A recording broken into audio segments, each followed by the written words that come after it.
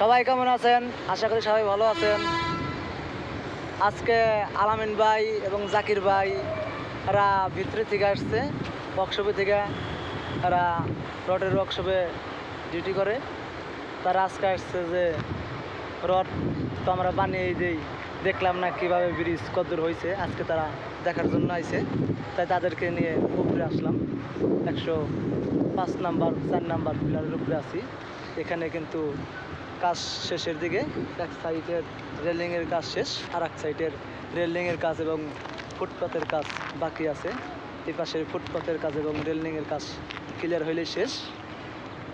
আমি আছি, কাজ করতেছি 106 নম্বরে। তাদেরকে নিয়ে আসলাম 104, 5, 3 হাঁটতেছি, তাদেরকে দেখাইতেছি ঘুরে ঘুরে যে কত হয়েছে। তারা আসে, তারা ভিতরে থাকে, প্রজেক্টের ভিতরে তারা দেখতেছে। আশা করি সবাই ভালো আছেন, আপনারাও দেখলেন। সবাই ভালো থাকবেন।